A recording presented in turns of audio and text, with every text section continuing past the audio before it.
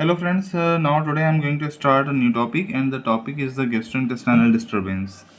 तो gastrointestinal disturbance में सबसे पहले हम बात करेंगे वोमिटिंग की, इसके बाद हम बात करेंगे डायरिया की, इसके बाद नेक्स्ट टॉपिक जो रहेगा वो रहेगा गैस्ट्रिक डायलेशन वल्वुलस। फिर इसमें ही एक टॉपिक है वो है लैक्टोज इंटॉलरेंस, तो इसके बारे में भी हम डिस्कस करेंगे। सबसे पहले आते हैं वोमिटिंग पर। So, what is the vomiting? Vomiting is a complete reflex act, and which results the forceful ejection of gastric content through the mouth. Okay इसमें क्या होता है, बहुत सारी कंडीशंस में वोमिटिंग हो सकती है, जैसे इंटोससेप्शन है, नियोप्लाज्म ऑफ एनी इंटेस्टाइनल, जैसे इसोफेगस का भी हो सकता है, स्टमक का न्यूप्लाज्म हो सकता है ना। देन पाइलोरिक स्टेनोसिस है, क्रोनिक गैस्ट्राइटिस है, प्रेजेंस ऑफ पैरासाइट है, एक्यूट नेफ्राइटिस है, हिपेटिक डिसीज़ है, प्रेजेंस ऑफ पॉइजन है। तो ये जो नेफ्राइटिस वगैरह जो रीनल केसेस होते हैं इसमें भी वोमिटिंग होती है, ठीक है। हिपेटिक डिसीज़ वगैरह में भी वोमिटिंग होती है। और इसमें एक वो नहीं लिखा है लेकिन मैं बता रहा हूँ, जैसे जो गाल स्टोन वगैरह होते हैं उसमें भी वोमिटिंग होती है, तो गाल ब्लैडर स्टोन वगैरह में भी वोमिटिंग होती है। डॉग और कैट में एक रिफ्लेक्स होता है वोमिटिंग का, ये एक फिजियोलॉजिकल बिहेवियर है। मतलब कितनी बार ऐसा रहता है, हम बोलते हैं कि डॉग और कैट में वोमिटिंग हो रही है, तो ये जो है एक फिजियोलॉजिकल बिहेवियर है। In horse it is rare, तो हॉर्स में ऐसा होता नहीं है। It is mainly control by centre in the brain. और जहाँ तक इसमें केटल बफेलो नहीं लिखा है, तो केटल बफेलो की बात करें तो केटल बफेलो में वोमिटिंग नहीं होती है, ये याद रखना। अगर मान लीजिए आपने देखा हो कि केटल बफेलो में वोमिटिंग हो रही है, दैट मीन्स वो बहुत ही ज़्यादा पुअर प्रोग्नोसिस है, ग्रेव प्रोग्नोसिस है, तब अगर होती है। इसके बाद बायोकेमिकल चेंजेस ड्यूरिंग वोमिटिंग अगर हम देखें तो during vomiting loss of water and HCl, जो भी गैस्ट्रिक कंटेंट है वो एसिडिक होता है और वो सारा का सारा लॉस हो जाता है, उसके साथ वाटर भी लॉस होता है। तो जब भी गैस्ट्रिक HCl लॉस होता है तो जो डिओडिनम है, डिओडिनम हमें पता है कि बेसिक नेचर का होता है, तो अल्टीमेटली क्या होगा जो बेसिक कंसंट्रेशन है वो बढ़ेगा। और यहाँ पर वापस से जो हेंडरसन हेजलबैच का जो इक्वेशन है वो फॉलो करता हूँ मैं, कि यहाँ पर जो pH होता है वो क्या होता है, pKa plus log base upon acid. Okay, ये मेटाबॉलिक वाला होता है और ये रेस्पिरेटरी वाला होता है। ये मैंने एक इसके पहले भी एक वीडियो बनाया है, आप यूट्यूब चैनल पे देख सकते हैं, वाटर इलेक्ट्रोलाइट बेस बैलेंस वगैरह।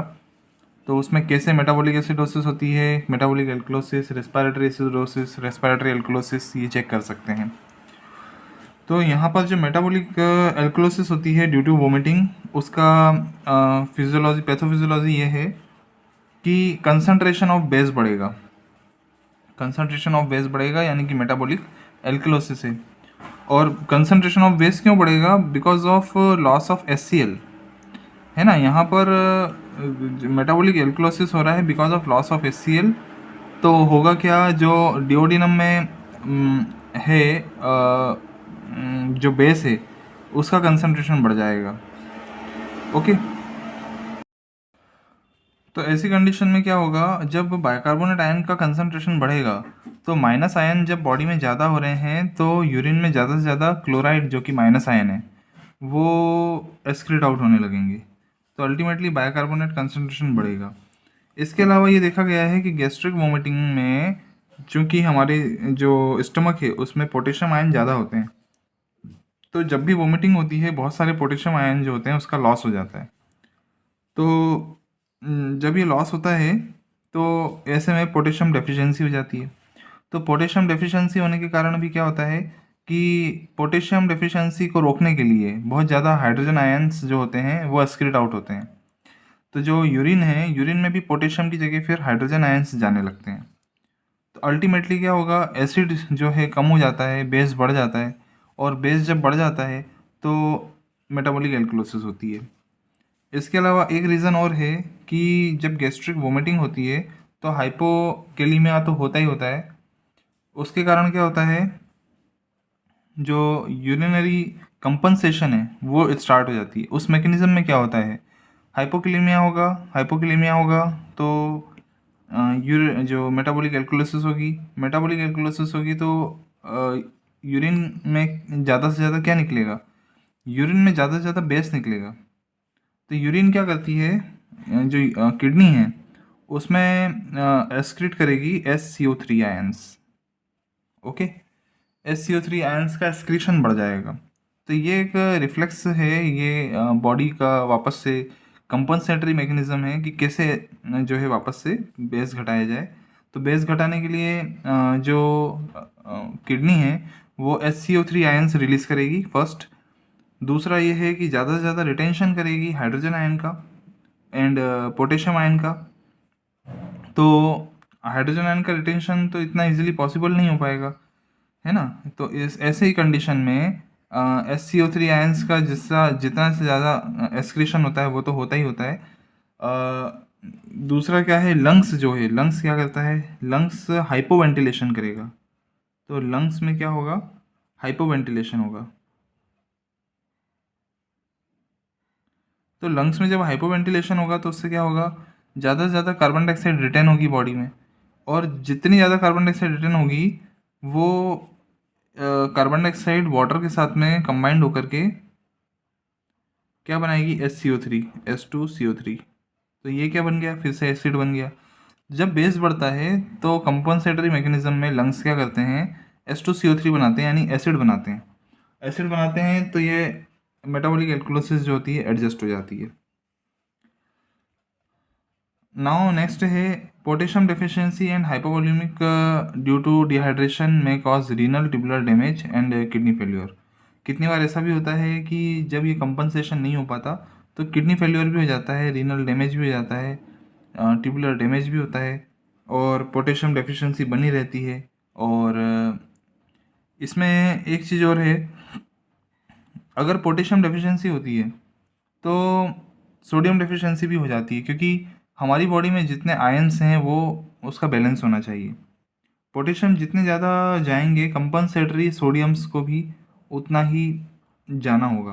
तो जब सोडियम जितना ज़्यादा जाता है तो होगा क्या, जो ब्लड प्रेशर मेंटेन करने वाली बात है वो नहीं हो पाएगी। ज़्यादा से ज़्यादा वोमिटिंग के कारण भी बहुत सारा जो है वाटर लॉस हो जाएगा।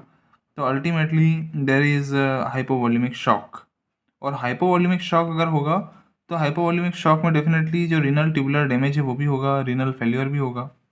तो this is all about the biochemical and pathophysiological alteration in the vomiting as well as its compensation related to vomiting. Now next topic है diarrhea.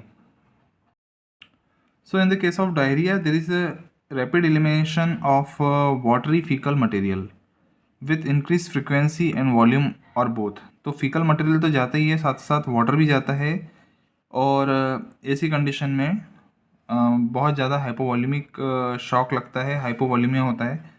और ये क्यों होता है, it is because of infection by bacteria और by virus in the intestinal tract.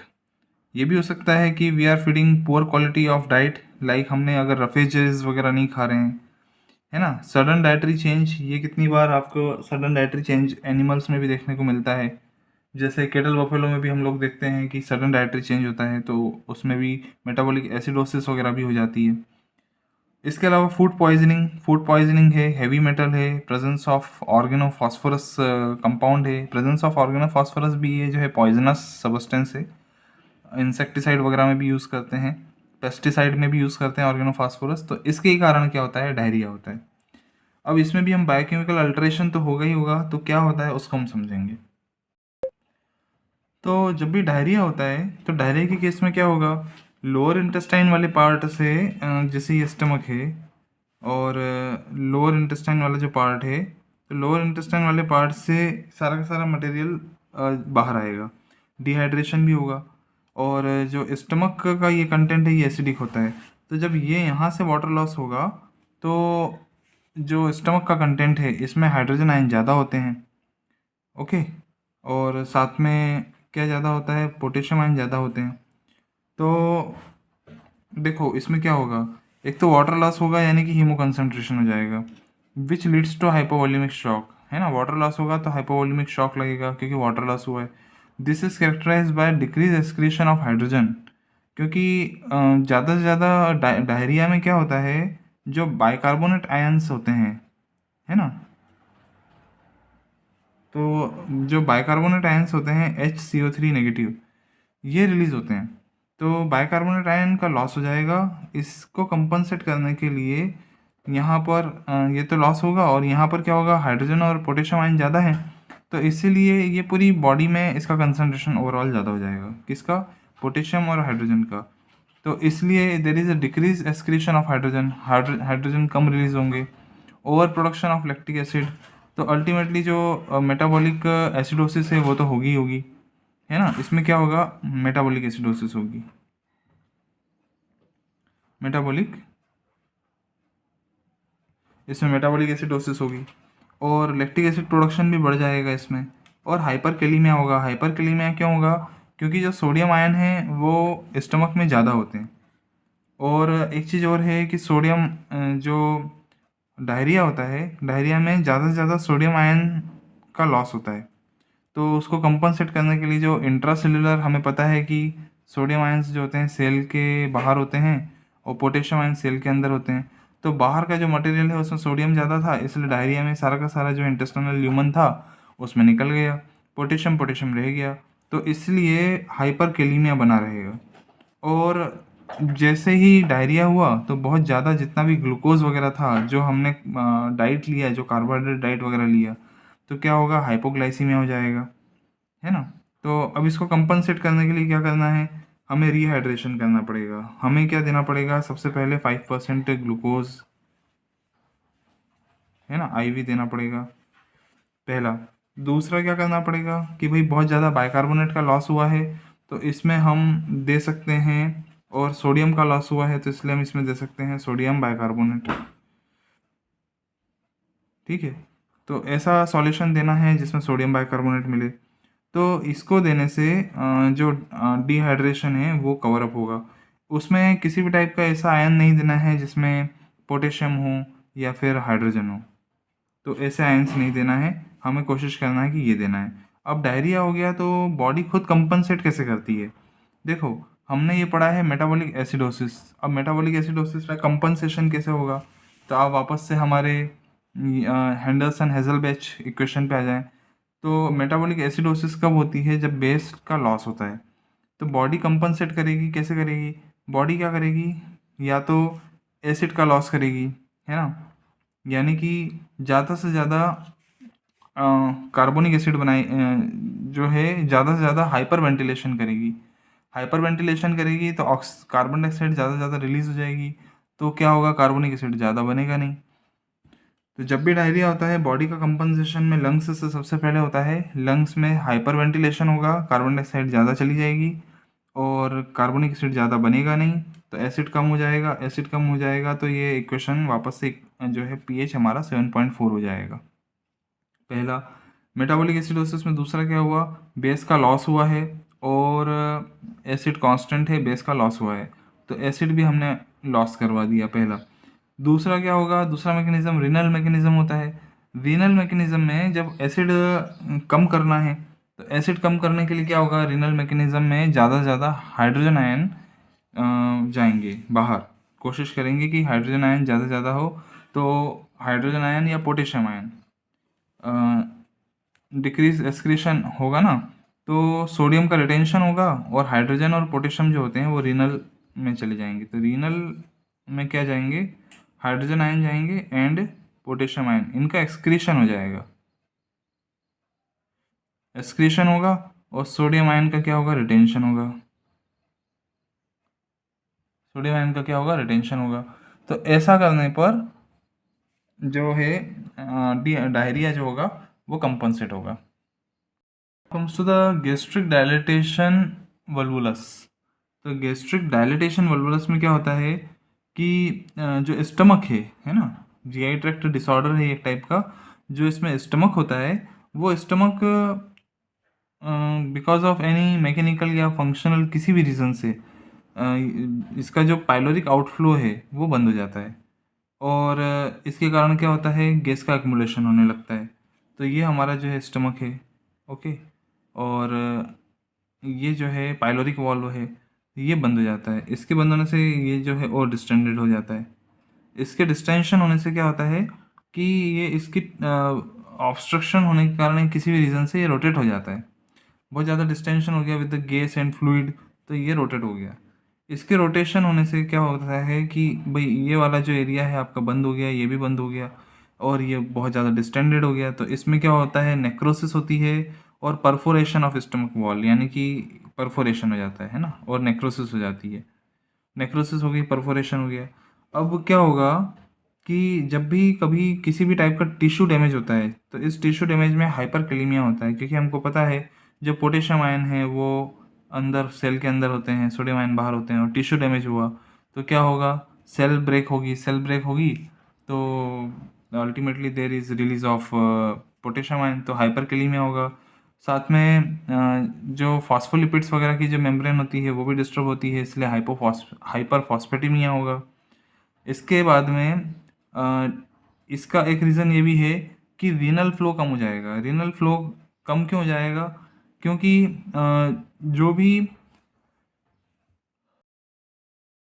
Renal flow कम होने का एक पॉसिबल रीज़न ये हो सकता है कि जैसे सोडियम आयन, जो पोटेशियम आयन है जब वो रिलीज़ होंगे तो साथ में सोडियम आयन का भी एक्सक्रीशन हो जाएगा।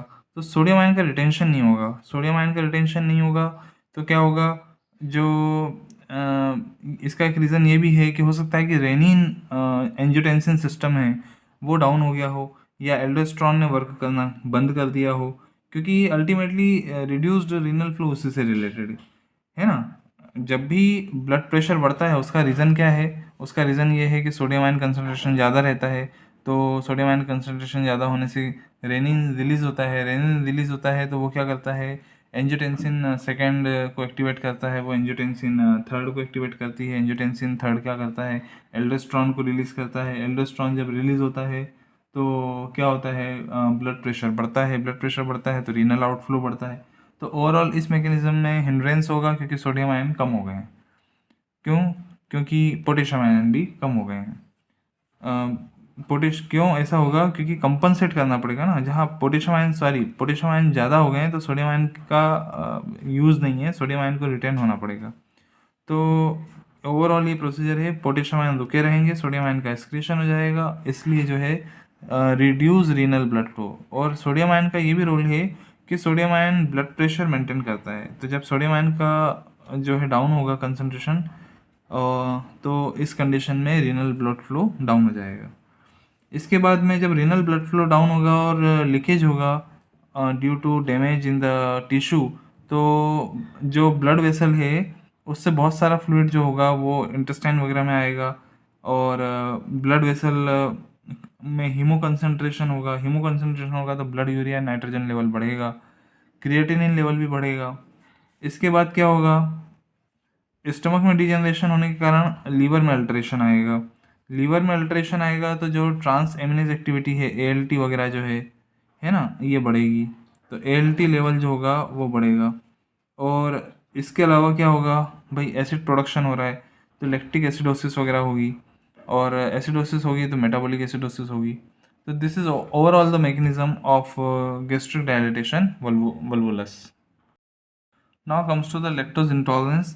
तो लैक्टोज इंटॉलरेंस में क्या होता है कि ये ज़्यादा करके यंग वंस में मिलती है, स्पेशली यंग वंस। एडल्ट में कम मिलती है।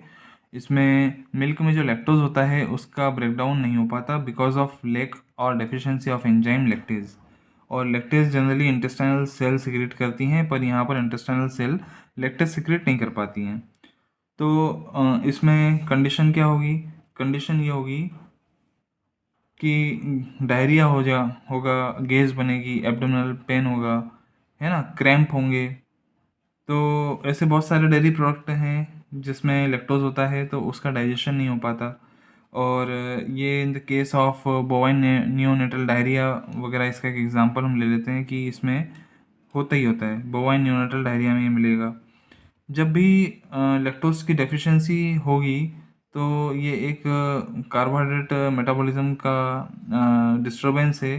तो इसमें जो है अदर शुगर्स बढ़ जाएंगे। फॉर एग्जांपल इसमें जो ग्लूकोज वगैरह है वो बढ़ जाएगा, तो ब्लड में हमको बढ़ा हुआ ग्लूकोज मिलेगा। इसके बाद इसमें जो सिम्टम्स हैं हमने आपको बताया अभी कि नोसिया होगा, वोमिटिंग होगी, एब्डोमिनल पेन होगा, एब्डोमिनल डिस्टेंशन होगा, क्रैम्प्स होंगे, देन फ्लैचुलेंट्स बनेंगे, फ्लेटस होगा, डायरिया होगा, एब्डोमिनल पेन होगा। लेबोरेटरी डायग्नोसिस में ये है कि हम लैक्टोज वाला फूड प्रोवाइड करेंगे, लैक्टोज ड्रिंक देंगे, और उसके बाद सिम्टम्स देखेंगे क्या गैस्ट्रोइंटेस्टाइनल सिम्टम्स आ रहे हैं। अगर आते हैं तो डायग्नोसिस को हम कंफर्म करेंगे। दूसरा हम ब्लड टेस्ट कर लेंगे और ये देखेंगे कि क्या ऐसी कंडीशन में, लैक्टोज टॉलरेंस वाली कंडीशन में क्या ग्लूकोज का लेवल तो नहीं बढ़ा है। अगर ग्लूकोज का लेवल बढ़ा हुआ है तो हम कहेंगे कि पॉजिटिव है या कन्फर्म्ड है।